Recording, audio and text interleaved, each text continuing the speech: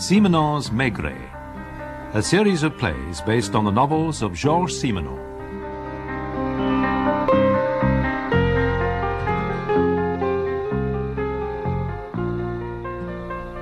Another hot day, Jules. Paris can be stifling this time of year.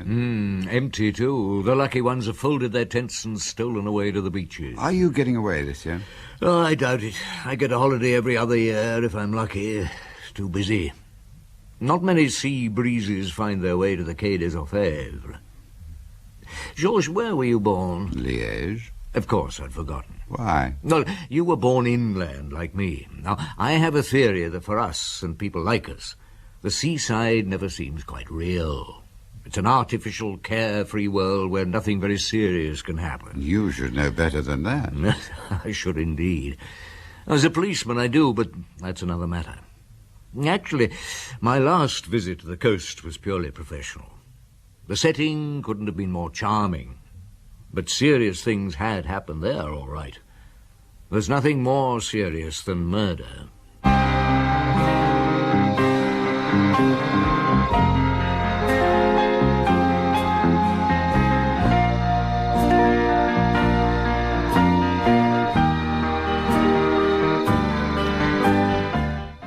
Maurice Denham as Jules Maigret, Michael Gough as Georges Simenon, and Amy Delamain as Valentine Besson in Maigret and the Old Lady, translated by Robert Brain and adapted for radio by Betty Davis. It happened at Étretat, a pretty little coastal town. It was late in the season, September in fact, and once more I hadn't had a holiday. So I was very drawn to the idea when Valentine Besson asked me to go down. Wasn't she connected with Ferdinand Besson, the Juva products man? That's right. They're old-fashioned now, but I can remember my mother using Juva cream. Probably yours did, too. Ferdinand made a packet out of them anyhow, and Valentine was his widow. A rich old lady. Well, not all that rich, actually, but she was beautifully turned out. And she was the prettiest, daintiest old lady you can imagine. Snow-white hair and eyes so blue they dazzled you. Young eyes. She told me somebody was trying to poison her. I'm not mad, Inspector, and I'm certain I'm not even mistaken. May I tell you the whole story? Please do, madame. Since my husband died 15 years ago, I lived alone at Étretat. That is, not quite alone. I had a maid, a local girl, Rose. Had? She's left your service? No, she's dead. When did she die? On Sunday night. She was poisoned. And I'm sure it was meant for me. Tell me about it. Rose came from Ypres, a fishing village near Étretat. And she'd been with me a long time. Every night she brought me a sleeping draught. I suffer from insomnia, and I've been taking it for 20 years. On Sunday night it tasted very bitter. I thought I'd made a mistake mixing it, so I left it and told Rose to take it away. And did she? Yes. She must have drunk it. The glass was found empty in her room. I see. When exactly did she die? At 2 in the morning I heard her groaning. I got up, and so did my daughter. I thought you said you lived alone. Sunday was my birthday. My daughter Arlette came down from Paris and stayed the night. We found Rose in convulsions, and by the time the doctor arrived, she was dead. He said it was poison. Arsenic. The local police are investigating? Yes, Inspector Castling from Le Havre. Ah, I know him. What does he say? Nothing. Yet. And you see, Inspector, I came to Paris because, although you don't know me, I know you. I've followed your distinguished career for years. I have lots of newspaper cuttings about you at home. Oh. Excuse me. Maigret. Can you speak to me in my office for a moment? At once? Yes, if it's possible. Right, I'll come straight round, sir. Excuse me, madame. The chief of police wants to speak to me urgently. I'll be back as soon as I can. Ah, hello, Maigret. Would a few days by the sea tempt you at all? At Étretat? How do you know? I don't know. It was a guess. Go on. I've had a telephone call from the minister's office. Do you know Charles Besson? Jouvacrines? Not exactly. He's the founder's son, though. He lives at Fécamp and was elected deputy for the Seine-Inférieure 2 years ago. And his mother lives at Étretat? Stepmother. She was Ferdinand Besson's second wife. Charles Besson's asked for you to take up the case. His stepmother's maid was poisoned on Sunday night. You read the Normandy papers? No, the old lady's in my office. And she wants you on the case, too? Yes, she obviously doesn't know that Charles has asked for me. What have you decided? Well, that's up to you, Chief. I was going to ask you to go there straight away. I'm sure you could do with a bit of sea air. So there I was, in a neat little local train, chugging my way to Étretat. Yes. Do you know, I still feel that fascination, that delicious slight shock at the first sight of the sea from the train. Ah, yes, I remember that feeling well, but for me it's gone, I'm afraid. A loss. I must be farther from my childhood than you are, Georges. The station master at Étretat gave me a message from Inspector Castin. He was at Rosie's funeral and would meet me later. He turned up at midday. And how did the funeral go? Oh, rather badly. In what way? Valentine brought a huge wreath that put the others to shame. Well, she might have been chief mourner. And the girl's family didn't like it. Was her daughter at the funeral? No. She went back to Paris on Monday. Charles Besson wasn't there either. Nor Théo. Théo? The second stepson. He's been staying here a couple of weeks. With his stepmother? No, they've been on bad terms for years. He was only at the birthday dinner because Charles met him in a bar and dragged him along. Théo bends the elbow a bit. So the whole family were at the dinner on Sunday. How long did they stay afterwards? Charles Besson and his family left at 9. Théo went a few minutes later. He's a bachelor, by the way. And then there were just the 3 women in the house, Valentine, Arlette, and the maid. Except that Yes? Arlette had a man in her room. Huh? Did she tell you that? No, I found out. I searched the house on Monday, you see, and... Wait a minute. I'm getting hungry. You can tell me about it over lunch. Do you think I'll be able to have mussels? Possibly. I wouldn't bank on it, though. Oh, a place like this, there should be mussels. Let's go back and eat.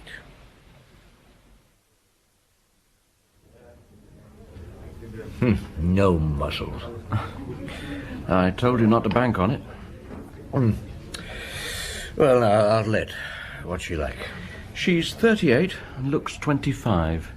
Small and slim, very pretty. Enormous eyes, like Valentine's. She's married to a dentist. And he presumably didn't come down with her. No, he didn't. But I found a man's handkerchief in her room. She was very upset. What did she do? Snatched it from me and said it was her husband's. But the initial on it was H, and her husband's name is Julien Soudre. I didn't find that out till afterwards. Any idea who the man was? Yes. Arlette said she'd come down by train, but she was lying. She was seen arriving in a pale green sports car with a man. He was easy enough to trace. Hervé Perrault. He stayed at this hotel. The night porter says he didn't go to bed till 2:30. He'd gone for a walk. It was 2:00 when Rose started to grow. Yes. And that must have frightened him off pretty quickly. Were there many people at the funeral? The whole of Ypres was there. The men will all be drunk by this evening. What? Try this white wine. It's not bad.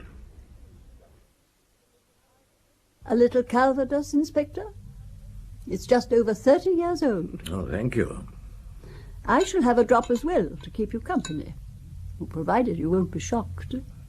Do please smoke your pipe. I love it. Oh, sure. My late husband filled this place with cigar smoke. You know, I never imagined that one day the famous Inspector Maigret would be sitting in that chair. By the way, didn't you tell me you'd kept some newspaper articles about me? That's right. I cut them out. Oh, do you have them here?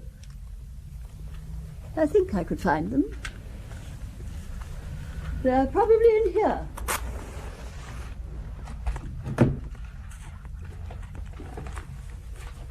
Oh, yeah. I must have put them in my bedroom. I'll go up. No, please don't bother, madame. Isn't that terrible? Now you think I said all that in Paris to flatter you and persuade you to come here. I really did keep them, Inspector. But Rose wasn't a very tidy person and things got lost. Now, I expect you have heaps of questions to ask me. But first, your health, Monsieur Maigret. And yours, madame. Does your daughter often come to see you? Once a year on my birthday. The rest of the time I hear nothing of her. You haven't seen Arlette, have you? Not yet. She looks as though butter wouldn't melt in her mouth. Poor Julien. Does your daughter love her husband? I'm not sure she's capable of loving anybody. Why do you say that? When my first husband died, I worked in a pastry shop here. Arlette, a child of 7, said to me, "Do you think I like having a mother who sells cakes to my friends?" That's what she was like then. She hasn't changed. Tell me about your first husband. He was very gentle and very sweet. But he died of tuberculosis soon after we were married. I was left with Arlette. And then you got the job in the shop?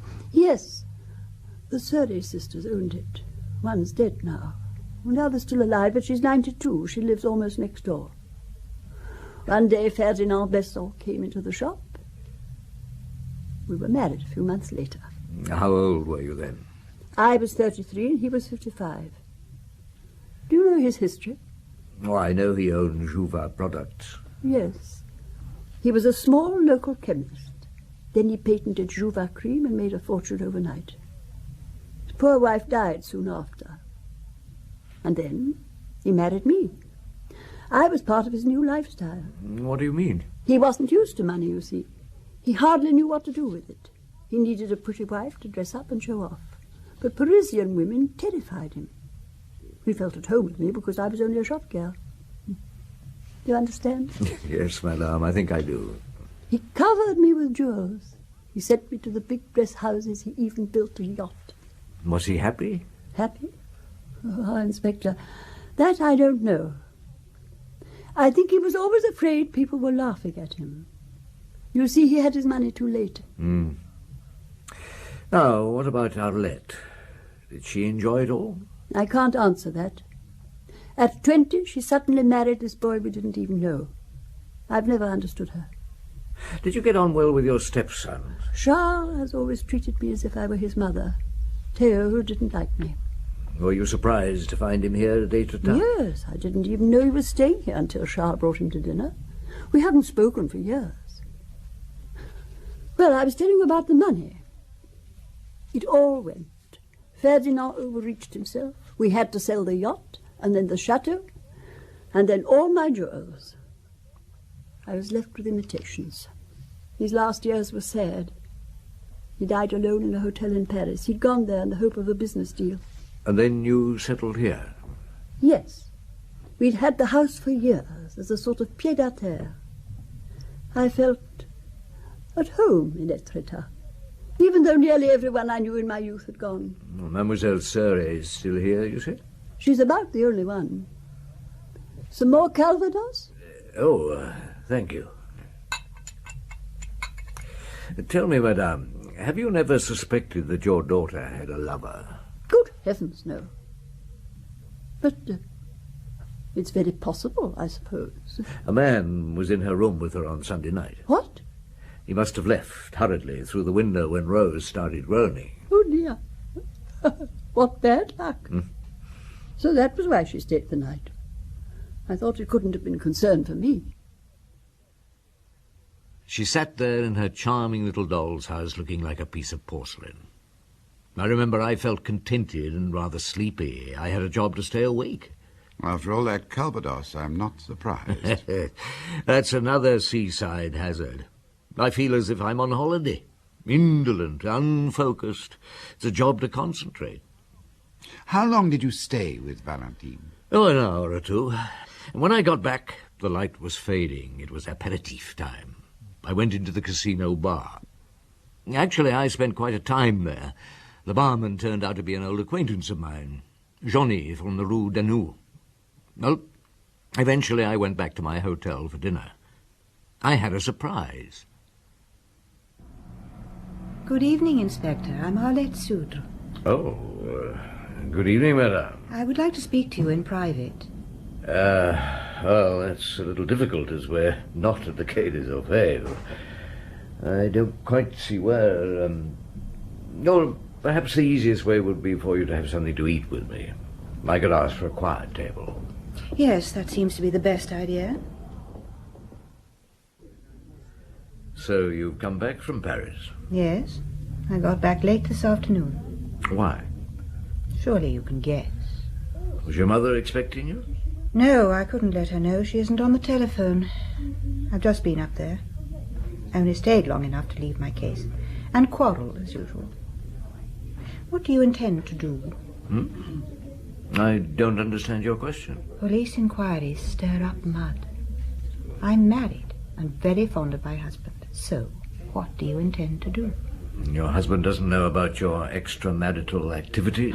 You choose your words carefully, don't you? Well, if you prefer, I'll be more direct.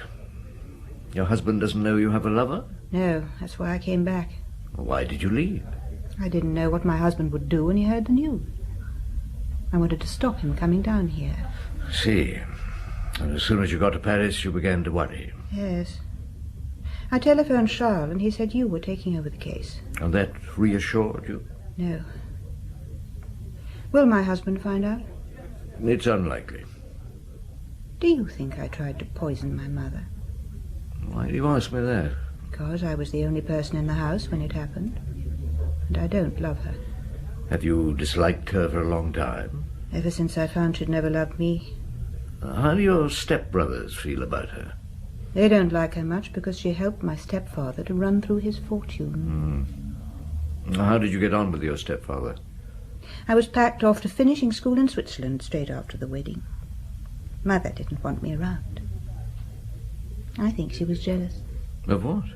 My stepfather spoilt me. When I came back to Paris at 17, he hung round me all the time. You mean... He came into my room one evening when I was dressing for the theatre. He lost his head and I slapped him. What did he do? Burst into tears and begged me not to tell my mother. He looked ridiculous. Did it happen again? No, never. Were you in love with anyone then? Yes, Theo. Was he in love with you? No, he ignored me. I hid in his room one night, and this little dancer came in. I let her know I was there. She went off, furious, and I was left with Theo. And then? He didn't want to. I almost forced him. And afterwards? There was no afterwards. Why? I suppose he felt embarrassed. And you? I was disgusted with men. But then you got married? Not immediately. For more than a year, I slept with every man who came along. From disgust? Yes. You don't understand, of course.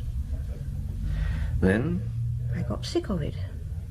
I tried to end it by getting married and living like everybody else. Did you end it? No. You carried on even after you married? Yes. From the first year? From the first month. Why? Because I can't help it.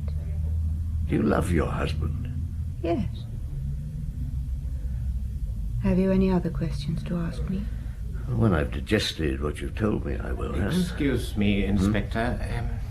You're wanted on the telephone. Who by?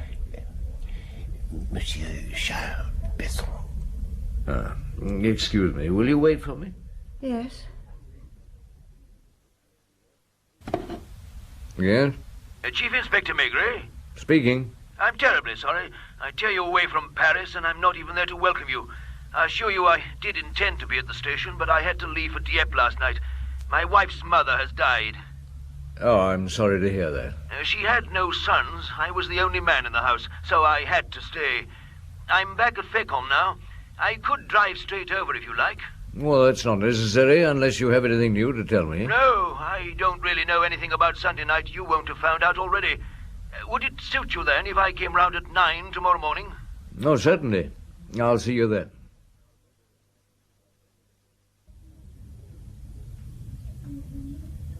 He had to go to Dieppe. Has she died at last? Yes. Charles must be delighted. Why didn't he like her? He'll inherit a lot of money. You don't seem in a hurry to get back to your mother's house. I'm not. But please tell me if I'm in the way. No, that's all right. Would you like to go somewhere else? Where? A bar. No, we might meet Theo. Are you still in love with him? No. Come on, let's go for a walk. It's a fine night.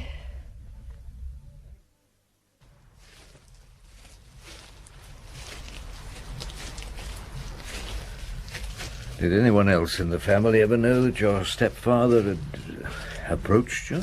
Mother knew. I'm sure of it. Who would have told her? Nobody. She listened at doors. I want to ask another very personal question. I can predict everything you'll ask me. When did you learn you couldn't have children? You've forgotten what I told you.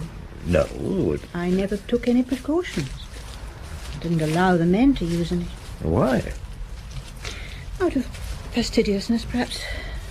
Oh, how did you find out for certain? A young doctor told me. Was he your lover? Yes. Now, during those amorous experiences, did you feel any... Enjoyment? Is that what you were going to say? Well, I was going to use the word satisfaction. Never. Suppose your mother suddenly told you she knew about that side of your life. I'd tell her to mind her own business. And suppose she threatened to tell your husband. Is that what you've been leading up to? I got there without intending to. I wouldn't want Julian to know for anything in the world. But if your mother... If she threatened to make me look dirty in his eyes, I'd do anything to stop her. Including murder? Yes. The question hasn't arisen yet. Why do you say yet? Because she knows now. She spoke to me about Hervé this afternoon. What did you say? You would be surprised. She can be very foul-mouthed. I shut her up. How? I hit her. You really intend to sleep there? I had no choice. Oh, don't be afraid. There won't be any trouble. Fog's coming up. I'd better get back. We turn right to get down again. Have you any more questions? Not at the moment. And? And? Don't you want to make the most of me? What? All I've been saying was meant for you, you know. Be quiet. You are tempted, aren't you? I'm going back. I'm sorry. I behaved like an idiot. You did. What time is your train tomorrow? 8 in the morning. Unless you keep me here. You can take it. The left path goes down to my mother's house. The right takes you back to the town. Will you come in and have a drink? No. Are you still angry with me? I don't know. Go and get some sleep. Good night, Monsieur Maigret. Good night. And were you? Was I what? Tempted. You said she was beautiful. Well, she was. But her eyes were dead. Big, blue, dead eyes. Not at all like her mother's, really. And, Georges, those revelations, she seemed to be too eager to analyze herself, to dirty herself. No, I wasn't tempted. So what were your feelings when you walked back down the cliff path? Confused. I was wondering whether I should have given her permission to leave next morning. And I wanted a drink. Yes. In those circumstances, I would have too. So you went to the casino bar and saw Johnny. I did. What's more, I saw Theo Besson, too. Well, Chief Inspector, what's it to be? A beer, please, Johnny. I'm thirsty. Righto. There we are. Busy tonight, aren't you? Not too bad, not too bad. Can't complain. There we are, Inspector. Thank you. Good health. You know who that is over there. Hmm? What, the tall man in English tweeds? No. Theo Besson. Oh. Is he often in here? Yeah, but not here particularly. He does the rounds of all the bars in the place. He drinks like a fish. Who's that with him? Henri Trochu, the dead girl's brother. Did they come in together? Yeah. Theo was friendly with Rose, you know. Was he? You don't mean No, I don't think so. I never saw him lay hands on her, but they chatted and laughed together, and he tried to get her tight. Oh, that was difficult. 2 glasses did it. When did you last see them together? Oh, about a week ago. And the first time? A couple of weeks before that. Oh, they're going. Good night, monsieur. I slept badly and had nightmares. Those last beers had been a mistake. I woke to high seas and the sound of the fog siren. Arlette would be away to Paris by now. But at 9 I had to meet Charles Besson. I hoped he wouldn't shout. I do hope I haven't kept you waiting, Chief Inspector. Oh, no. No, that's all right. Look, do you mind if we talk here? Of course not. They haven't done my room yet. This suits me perfectly. Can I ask you something? Anything. Are you fond of your stepmother? Oh, yes, very. She's always been good to me. What about your brother, Theo? There was a coldness there, certainly. Did he come with you willingly to Valentine's dinner? I made him see how silly it was to stay on bad terms with her. How did he behave? Like a gentleman. The whole family was at the dinner, I gather. Was there anything which gave you a hint of tragedy? Nothing at all. Look, Inspector, I think you're on the wrong track. It was to avoid this sort of misunderstanding that I asked them to send you down. We're a perfectly ordinary, happy family. I'm sure there's some simple explanation. Rose is dead. Well, someone must have come in. A tramp, perhaps. Someone who waited till the house was crowded and then got in and slipped poison into a glass. Yes, it's all very confused, certainly, but... tell me, Inspector, in confidence, what do you suspect? I have no definite suspicions, Monsieur Besson. Incidentally, I came here because you asked, of course, but also because your stepmother came up and saw me. What? She came up to Paris and asked for you? Yes. That's odd. I wouldn't have thought she'd have heard of you. Well, she told me she followed my cases in the paper. Huh? Oh, what's the matter? Oh, nothing. It's just that I've never seen her read a paper. I thought she had no interest at all in what was going on outside Etretat. You see, you can always find out something new. Look, are you thirsty? I wouldn't mind a drink. Good. Have you met Theo yet? No. He's almost certainly in the casino bar. If he is, I'll introduce you.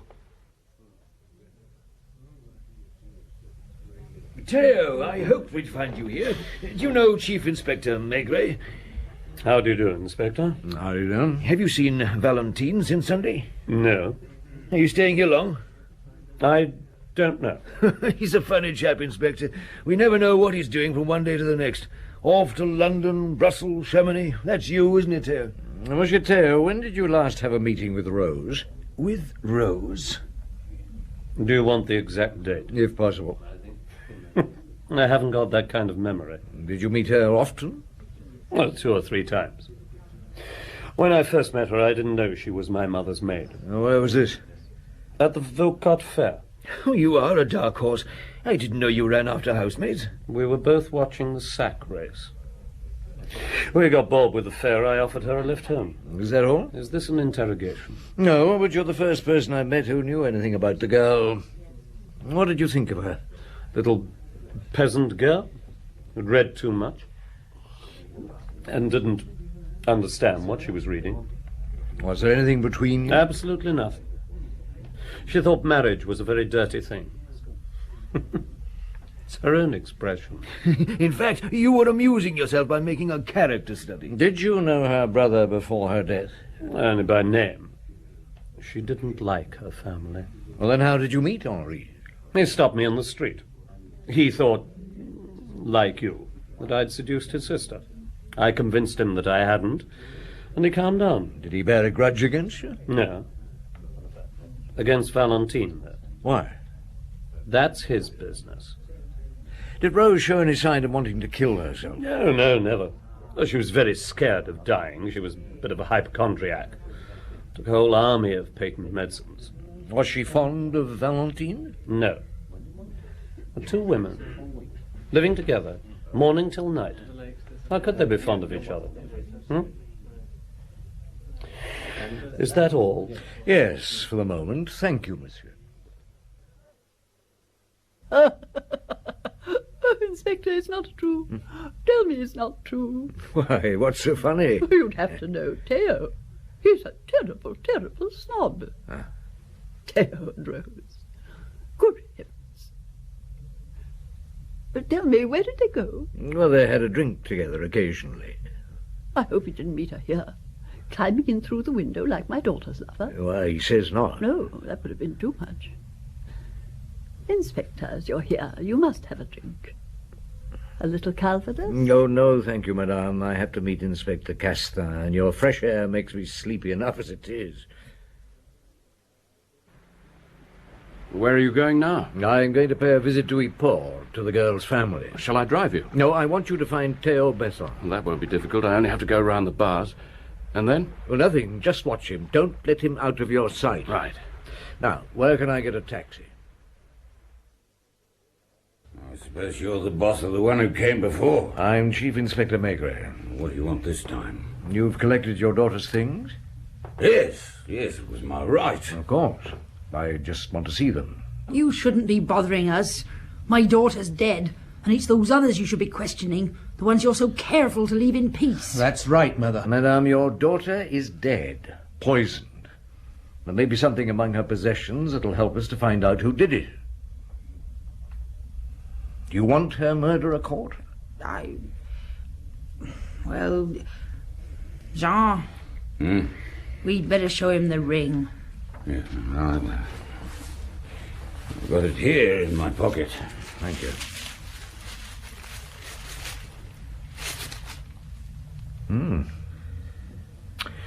Did your daughter have any other pieces of jewelry? No.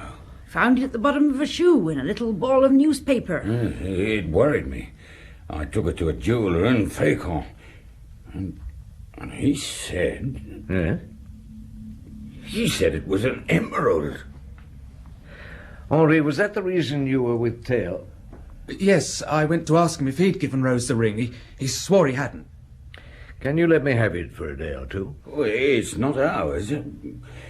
If you take it away, you must give us a receipt. Oh, of course. And then I'll leave you in peace.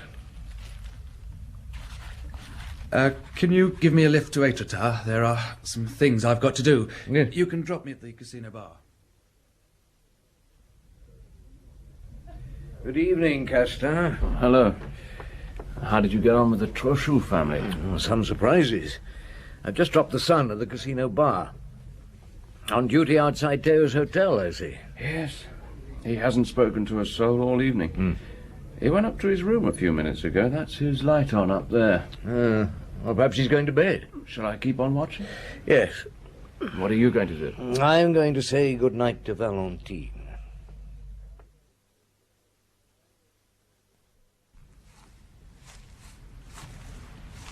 There she is, in the living room. Better call out. She may be scared if she hears an intruder. What the hell? The light's gone out. Who's there? Oh, it's me, Maigret. Oh, I'm so sorry. I'll put the light on again straight away. There. I let you in. Aye. You see? I'm not as brave as I make out. And I barricade myself in. Come in. Thank you. What would you like to drink? Oh, nothing, thank you, madame. Ever since I came here, I seem to have been drinking from morning till night. Has anybody paid you a visit since I left? No one. I paid a visit myself to old Mademoiselle Fiore, my nearest neighbour. I like living alone, but sometimes I'm a bit nervous. When I heard your step... I've often wondered what I'd do about a night prowler. I decided I'd switch off my light and then switch on the garden light outside so that I could see without being seen. Oh, it's an excellent idea. Were you worried about me? Oh, I just wanted to be sure everything was all right. What? Hope you're not going to condemn some poor inspector to spend the night on the road in order to protect me. Oh, if you let me know, I'll put a camphor bed in the kitchen. Well, I'll be getting back to my hotel. Oh, one glass before you go, Inspector, please. All right, on condition you have one with me. He's still there. His light's still on. Yeah. You didn't meet Rose's brother again, did you, Chief? He went past an hour ago, zigzagging all over the place. Well, which way was he heading? He went down the street and turned right. Are we staying here? Yes. Do you think Teo's going to come out? I don't know. You sure he didn't speak to anyone this evening? Quite sure. What's the time? Midnight. Oh, perhaps he's reading in bed. Oh, what an idiot. What? Oh, I forgot to tell you, nobody spoke to him, but in the bar at the post he was called to the telephone. What? When was this? Just after 8. Well, come on, I'm going to check he's in his room. You wait in the hall. He's gone, and so's his car. Chief, I'm so terribly We'd sorry. better get your car. Monsieur Maigret, somebody's just telephoned. Who? Oh, I don't know, a man. You're asked to go up to the old lady's place at once. He said you'd understand. Monsieur Besson, what's happened? He's in here, Inspector. Hurt? Dead.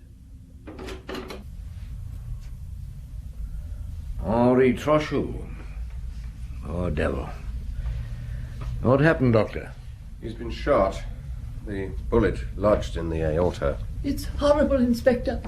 It all happened so soon after you left. What happened? I forgot to turn on the second switch, the garden light. I was upstairs in bed, you see, and I heard a noise. Where was the revolver? By my bed in a cupboard. I came downstairs. Without switching on the light? Yes. Someone was trying to open the door. I called. Who's there? Nobody answered. Did you shoot straight away? I don't think so. I called again several times. Then I fired. I killed that poor boy. When did you find who it was? When I opened the door. I went over to Mademoiselle Surie's and telephoned the doctor and asked him to tell you. And Teo?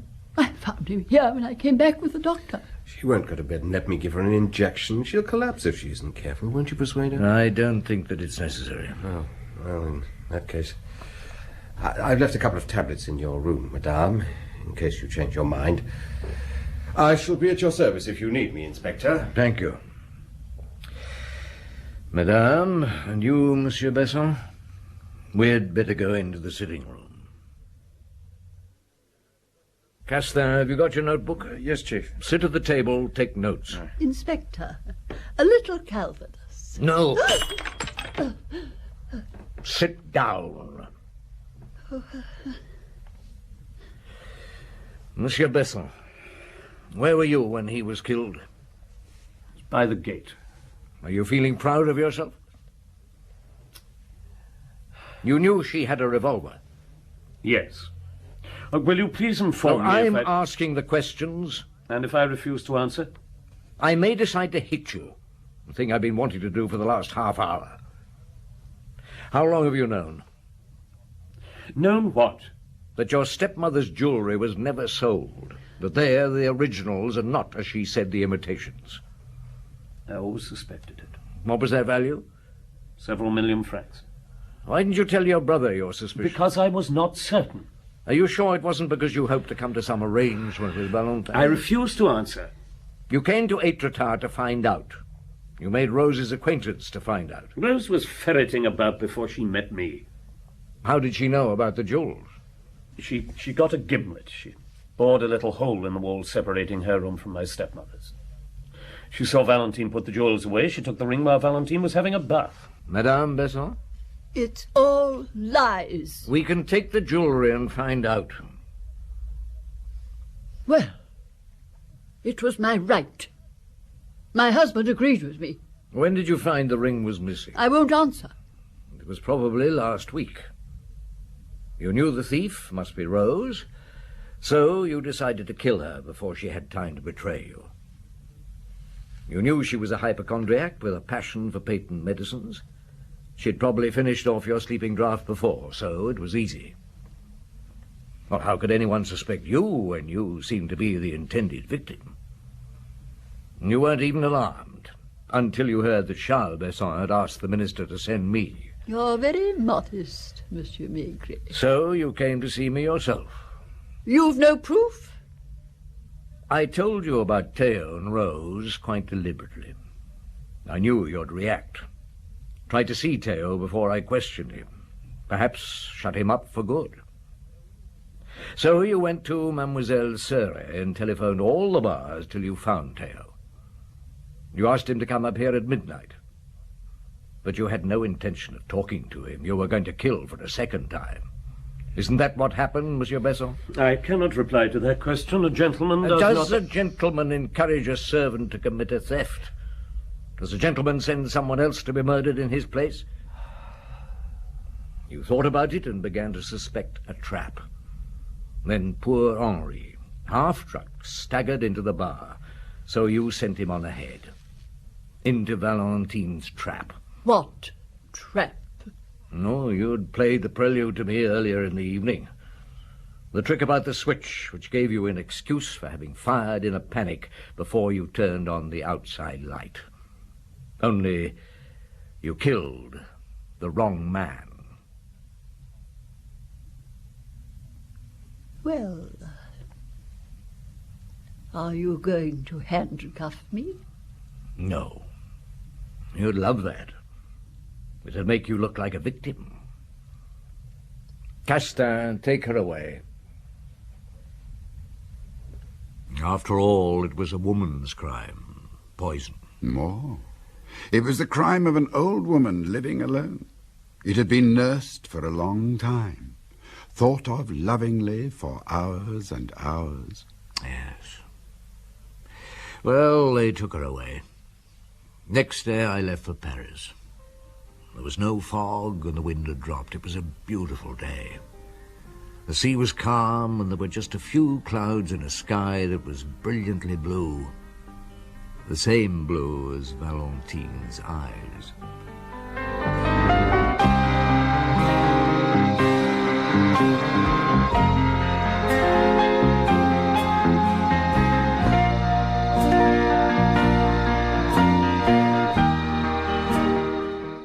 In Maigret and the Old Lady by Georges Simenon, translated by Robert Brain, and adapted for radio by Betty Davis, Maigret was played by Maurice Denham, Simenon by Michael Goff, and Valentine Besson by Amy Delamain. Arlette Sudre, Diana Olsen, Charles Besson, Douglas Blackwell, Theo Besson, Aubrey Woods.